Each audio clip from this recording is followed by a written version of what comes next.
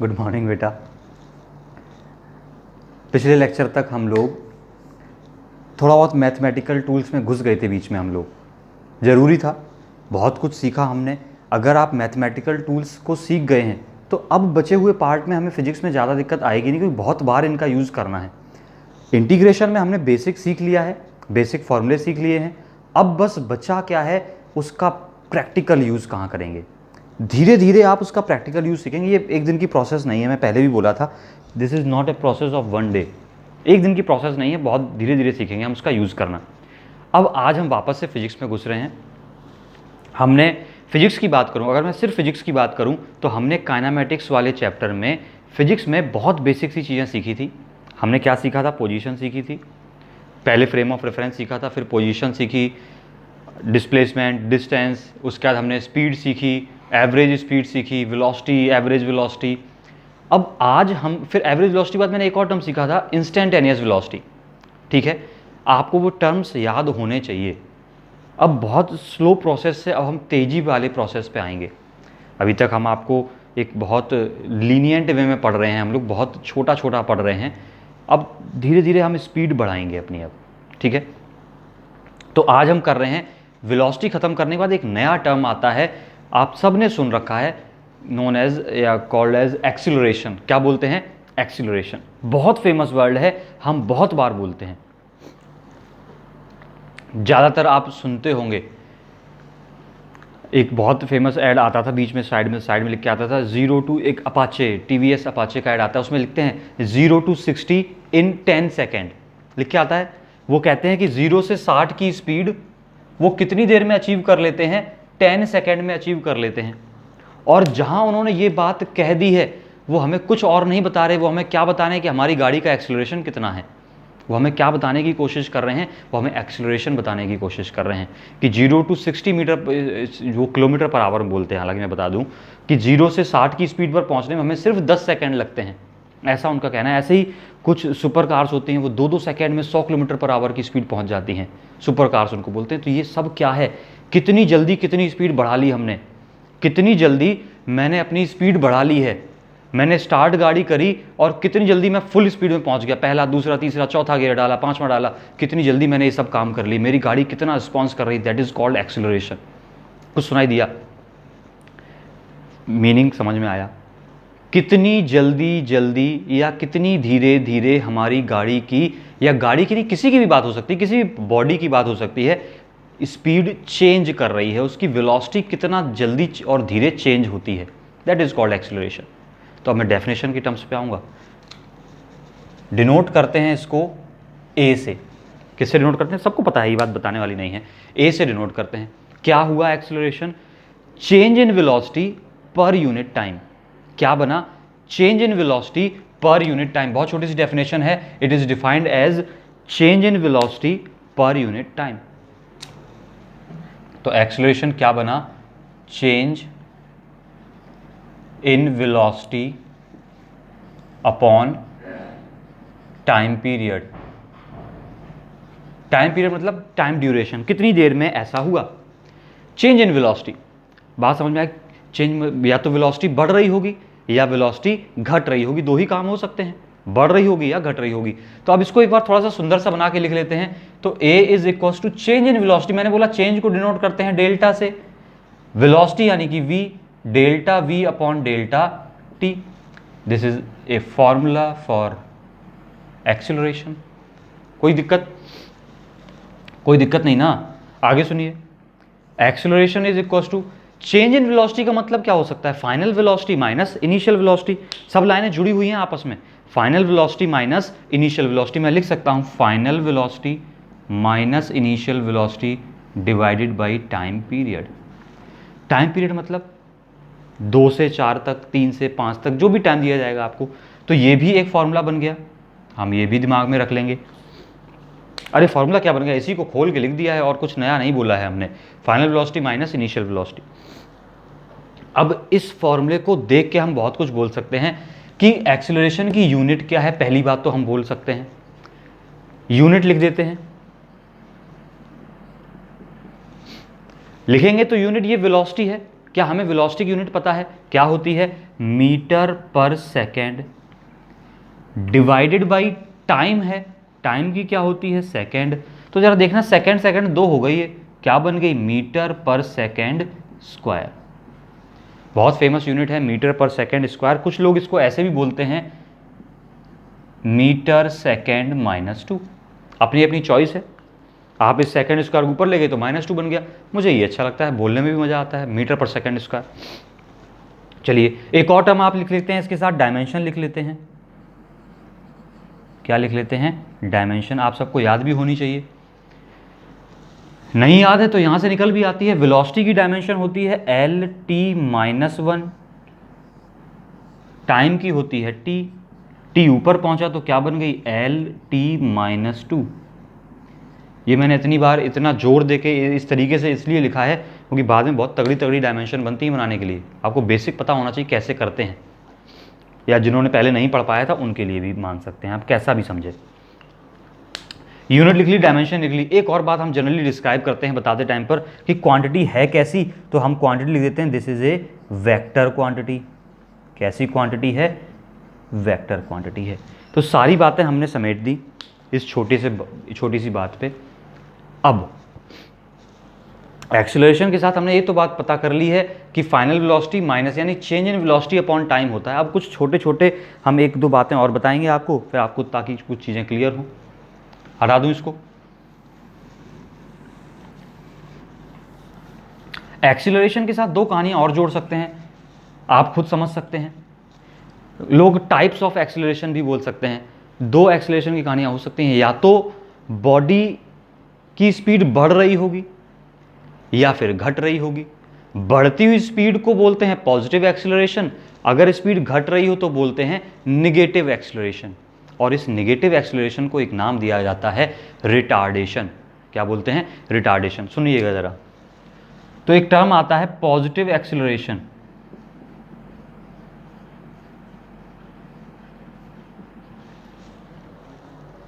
क्या टर्म आता है? Positive acceleration. बड़ा सिंपल से टर्म्स में मैं इसको दो तरीके से बताता हूं अपने स्टूडेंट्स को। पहला टर्म, पहला तरीका, अगर स्पीड या वेलोसिटी बढ़ रही है that is called positive acceleration. एक दूसरा तरीका है मेरा बोलने का, अगर if the direction of velocity and acceleration are same, या फिर if acceleration is in the direction of velocity then it is called positive acceleration. बड़ा घुमा फिरा के नहीं बोला है मैंने। क्या बोला? पहली बात तो दो तरीके लिखते हैं, if velocity increases with time, time के साथ साथ अगर वेलोसिटी बढ़ती है तो एक्सीलरेशन कैसा होता है? Positive acceleration. Then acceleration is positive. दूसरा मेथड है इसको लिखने का, if acceleration is in the direction, ये क्या लिखा है बच्चों? In the direction of velocity, तब भी एक्सीलरेशन को कैसा कहा जाता है? Positive acceleration. तब भी एक्सीलरेशन को कैसा कहते हैं? पॉजिटिव। घबराना नहीं, अभी सिर्फ अपने दिमाग में ये सेंटेंस रखना, धीरे धीरे सब क्लियर होगा। जस्ट इसका अपोजिट होता है नेगेटिव एक्सीलरेशन। इसको हम एक और नाम से जानते हैं, क्या बोलते हैं? रिटार्डेशन। बहुत फेमस वर्ड है।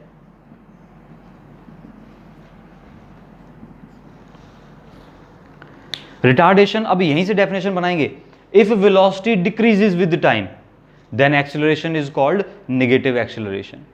अगर वेलोसिटी टाइम के साथ क्या होती है? डिक्रीज होती है, तो एक्सीलरेशन कैसा होगा? नेगेटिव। अब दूसरी डेफिनेशन क्या बनेगी? If acceleration is opposite to the velocity, अगर एक्सीलरेशन किधर होगा? वेलोसिटी के अपोजिट होगा। अब कहानी सुनना, इसी बात को सुनना जरा। आपने गाड़ी चला रहे थे, ब्रेक लगाई, गाड़ी चल किधर रही थी? आगे। जब आप ब्रेक लगाते हैं तो उसमें एक्सीलरेशन प्रोड्यूस होता है पीछे, वेलोसिटी आगे, एक्सीलरेशन पीछे, गाड़ी रुक गई। इसको बोलते हैं रिटार्डेशन, यानी कि एक्सीलरेशन की डायरेक्शन वेलोसिटी की डायरेक्शन के अपोजिट थी। सुन पाई? हमने कोई पत्थर ऊपर फेंका, कोई स्टोन, कोई बॉल ऊपर फेंकी, हमने बॉल को ऊपर फेंका था, उसकी वेलोसिटी किस तरफ थी? अपवार्ड डायरेक्शन में। किधर थी? अपवार्ड डायरेक्शन में। क्या आपको पता है, इतना बेसिक पता है 9th क्लास से, कि अर्थ उसको नीचे खींच रही है? अर्थ हर ऑब्जेक्ट को किधर खींचती है? ग्रेविटेशन में पढ़ा है, नीचे खींचती है, अपनी तरफ खींचती है। तो अर्थ उसको नीचे खींच रही थी, यानी कि नीचे खींच रही थी का मतलब क्या है? उसका एक्सेलरेशन किधर है? नीचे की तरफ। वेलोसिटी किधर हमने दी थी? ऊपर की तरफ। क्या दोनों अपोजिट हो गए? वेलोसिटी अपवार्ड, एक्सेलरेशन डाउनवार्ड, दोनों अपोजिट हो गए। क्या हुआ? ये रिटार्डेशन। क्या हुआ? रिटार्डेशन। तो वो धीरे धीरे जाके उसकी स्पीड कम हो गई, वो रुक गई। अब लेकिन कहानी सुनना, उसी समय उसी बॉल को जब लौट के आएगी तब देखना क्या हुआ। जब वो लौट के आ रही तब उसकी वेलोसिटी नीचे की तरफ थी, वो ऊपर से नीचे गिर रही थी बॉल। अरे अरे, किसको नहीं दिख रहा है? ऐसा कोई अंधा है क्या? ये देखो, बॉल ऊपर गई, किधर गई? ऊपर गई। ऊपर गई तो वेलोसिटी अपवार्ड, लेकिन अर्थ इसको किधर खींच रही थी? डाउनवार्ड। अपोजिट थे दोनों। ये एक पॉइंट पर जाकर रुक गई, मान लिया यहां से, अब वापस गिरेगी। अब वापस गिरेगी तो इसकी वेलोसिटी किस तरफ है? डाउनवार्ड। वेलोसिटी किस तरफ है? नीचे है। और अर्थ भी इसको किधर खींच रही है? डाउनवार्ड, यानी कि इसका एक्सेलरेशन भी किधर है? डाउनवार्ड है। और दोनों एक डायरेक्शन में है, तो अब ये एक्सेलरेशन किसका काम कर रहा है? पॉजिटिव एक्सेलरेशन का। और जब यही बॉल ऊपर जा रही थी तो अर्थ इस पे कैसा एक्सेलरेशन लगा रही थी? Negative acceleration. कुछ बदला? अर्थ बदली क्या? नहीं बदला, लेकिन फिर भी क्या बदल गया? उसको हमने एक बार पॉजिटिव बोला, एक बार नेगेटिव बोला। तो हमारे लिए ज़रूरी क्या है? हमारे लिए ज़रूरी ये है कि हम चीज़ों को टैकल करना सीखें। एक ही बंदा दो काम कर सकता है, एक ही चीज़ दो काम कर सकती है। कभी वो पॉजिटिव एक्सेलरेशन प्रोड्यूस करती है, कभी नेगेटिव एक्सेलरेशन। कंफ्यूज मत होना। किस चीज़ से पकड़ में आएगा ये कि वेलोसिटी बढ़ रही है या घट रही है, डायरेक्शन सेम है या अपोजिट है? क्लियर? अरे आसान बात है, इतना मत घबराया करो। सुन लिया? अब मैं आपसे जल्दी पूछूं, जल्दी पूछूं। छोटा क्वेश्चन। एक कार है। क्या है? एक कार है, वो कांस्टेंट वेलोसिटी से चल रही है। किससे चल रही है? कांस्टेंट वेलोसिटी से चल रही है। उसका एक्सेलरेशन कितना होगा? उसका एक्सेलरेशन कैसा होगा? ये बहुत फेमस क्वेश्चन मैं बार बार पूछता हूं बच्चों से, हर साल बच्चों से पूछता हूं, और हर साल अनोखे आंसर मिलते हैं मुझे। कुछ चीज़ें ऐसी होती हैं जिनको हर साल पूछने में अच्छा लगता है, रेंज पता चलती है बच्चों की। क्या बोला मैंने? Car is moving with constant velocity. उसकी वेलोसिटी कैसी है? कांस्टेंट है। तो एक्सेलरेशन कैसा होगा? तीन ऑप्शन है आपके पास। एक ऑप्शन है पॉजिटिव होगा, दूसरा ऑप्शन है नेगेटिव होगा, तीसरा ऑप्शन है जीरो होगा। फटाफट से आंसर दीजिए। A car is moving with constant velocity, then its acceleration will be positive, negative और जीरो। आप लोग अपना अपना आंसर दीजिएगा, फिर चेक करिएगा आपने सही बोला या गलत बोला। पॉजिटिव का मतलब वेलोसिटी बढ़ रही होगी, नेगेटिव का मतलब घट रही होगी। अबे जीरो का मतलब क्या हुआ? एक्सेलरेशन जीरो का मतलब क्या हुआ? क्या दिख रहा है? एक्सेलरेशन जीरो का मतलब क्या हुआ? वेलोसिटी चेंज ही नहीं हो रही होगी। एक्सेलरेशन जीरो होने का मतलब क्या है? एक्सेलरेशन मतलब क्या है? किस तेजी से बढ़ी या घटी। अगर ना बढ़ी ना घटी, इसका मतलब एक्सेलरेशन नहीं है, इसका मतलब एक्सेलरेशन नहीं है। बात दिमाग में बिठा लेना। ये छोटे बात पे बच्चे फंस जाते हैं तो बहुत अफसोस होता है मुझे। क्या बोला कि क्वेश्चन कह रहा है कांस्टेंट वेलोसिटी, यानी कि उसकी वेलोसिटी कैसी है? कांस्टेंट है, यानी कि 10 मीटर पर सेकेंड है तो 10 ही है, ना 11 हुई ना 9 हुई, चेंज नहीं हुई, चेंज नहीं हुई। इसका मतलब सीधा सा क्या हुआ कि उसके पास क्या नहीं है? एक्सेलरेशन नहीं है। इसको मैथमेटिकली देखना चाहें तो भी देख सकते हैं। हमें क्या पता है? A is equal to delta V upon delta T. Velocity change in velocity लिखा है ऊपर, वेलोसिटी तो चेंज हुई नहीं, कैसी है? कांस्टेंट है।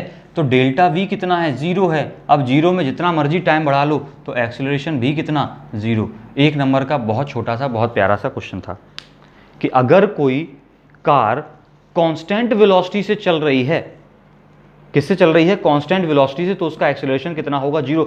छापते रहना नोटबुक पे, क्या करते रहना? छापते रहना नोटबुक पे। Car moving with constant velocity has 0 acceleration. अब अगला क्वेश्चन सुनिए, ये भी मेरा बहुत पॉपुलर क्वेश्चन है, बार बार पूछने का मन करता है।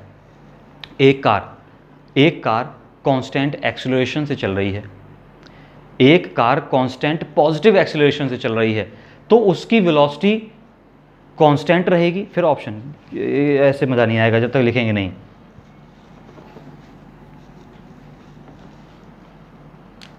ए car is moving with constant positive acceleration. किससे चल रही है? Constant positive. अच्छा एक और बात बता दें, अगर पॉजिटिव ना लगाता तब भी इसको एक्सीलरेशन कैसा माना जाता? पॉजिटिव माना जाता। ध्यान रखना इस बात का। मैंने पॉजिटिव लगा लिया, बहुत सुंदर है, नहीं लगाता तो भी सुंदर रहता, तो भी इसको क्या मानते? Positive acceleration. Then it's velocity, तब पूछ रहे हैं तब इसकी वेलोसिटी क्या होगी? अब कोई ऑप्शन सुनिएगा। पहला ऑप्शन है इंक्रीज करेगी, दूसरा ऑप्शन है डिक्रीज करेगी, तीसरा ऑप्शन है कांस्टेंट रहेगी। तीसरा ऑप्शन क्या है? कांस्टेंट रहेगी। क्वेश्चन को मैं पढ़ के बता दूं क्या लिखना चाह रहा है क्वेश्चन, या मैं क्या लिखना चाह रहा हूं क्वेश्चन के बारे में। क्वेश्चन तो क्या ही लिखेगा। एक car is moving with constant positive acceleration, एक कार कांस्टेंट पॉजिटिव एक्सीलरेशन से चल रही है, देन इसकी velocity, then it's velocity will increase, increases क्यों है? विल इंक्रीज, विल डिक्रीज और विल रिमेन कांस्टेंट। तीन में से कोई एक पर उंगली रख देनी है, अक्कड़ बक्कड़ बम्बे वो कर दीजिएगा थोड़ा सा। तीन ऑप्शन है, एक चुन लिया आपने, चुन लिया है तो सबसे पहले मैं अपने आप से कहना, मैं तो आप मेरे सामने है ही नहीं तो कुट जाते। जिसने ये कहा है कि कांस्टेंट रहेगी वो पिटने का हकदार है। जिसने क्या कहा कि कांस्टेंट रहेगी वो पिट, उसने कांस्टेंट से कांस्टेंट अगर किसी ने भी मैच किया है तो गड़बड़ किया है। एक्सीलरेशन का मतलब, पॉजिटिव एक्सीलरेशन मतलब स्पीड बढ़ती है, ये तो हमें इतनी बार चिल्लाया है। पॉजिटिव एक्सीलरेशन मतलब स्पीड बढ़ती है, नेगेटिव मतलब स्पीड घटती है। तो पॉजिटिव एक्सीलरेशन है, इसका मतलब उसकी स्पीड क्या हो रही होगी? बढ़ती जा रही होगी लगातार। तो ऑप्शन कौन सा सही है? इंक्रीजेस सही है। डिक्रीज तो हो ही नहीं सकती, एक्सीलरेशन कैसा है? अगर यहाँ नेगेटिव होता तो आप कहते डिक्रीज हो रही है, अगर यहाँ कहता 0 तो वेलोसिटी कैसी रहती? कांस्टेंट। अगर मैं क्या कह देता, car is moving with 0 acceleration, then it's velocity increase decrease 0, तो आप कहते इसकी, सॉरी 0 नहीं, कांस्टेंट। कैसी रहती? कांस्टेंट। सुन पाए हैं? तो अब बताना किन दो गाड़ियों का, या मैं दो गाड़ियां पूछ रहा हूं, किस में एक्सीलरेशन 0 होगा? मेरी बात सुन ली, मैं आपसे दो कार दे रहा हूं आपको, आपको बताना है किसका एक्सीलरेशन 0 है। पहली कार खड़ी है, पहली कार क्या है? रेस्ट पे खड़ी है, ठीक। दूसरी कार है जो 10 मीटर पर सेकेंड की स्पीड से चलती जा रही है। किस स्पीड से? 10 मीटर पर सेकेंड की स्पीड से चलती जा रही है। दो कार हो गई, car A, car B. Which car has 0 acceleration? Which car has 0 acceleration? Option सुन लिए, ए और बी में से कोई एक जवाब, आपकी मर्जी, आप ए और बी में से कोई एक जवाब दीजिए, चाहे कितने भी दीजिए, आपकी मर्जी है। क्वेश्चन सुना, एक कार रेस्ट पे है, एक कार कांस्टेंट वेलोसिटी से चल रही है, दोनों में से कौन सी रेस्ट पे है, या कौन कौन सी रेस्ट पे? सत्यानाश हो गया क्वेश्चन का हमारे दिमाग से। अब मैं क्या बोल रहा था, क्या भूल गया हूं, एक बार फाइनली। दो कार हैं,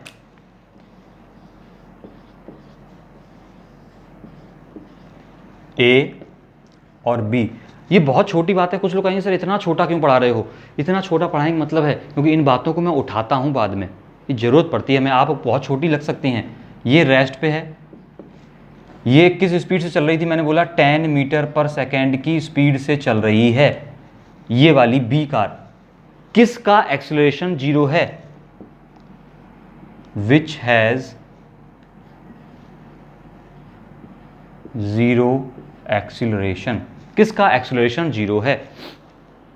बहुत से लोग आंसर दे देंगे, तुरंत दे देंगे अभी के अभी, तो कमेंट करके बता दीजिए। बड़ा आसान सा क्वेश्चन था। आई थिंक इतनी बातें क्लियर हो गई आपको, एक्सीलरेशन का थोड़ा सा फंडा पता चला।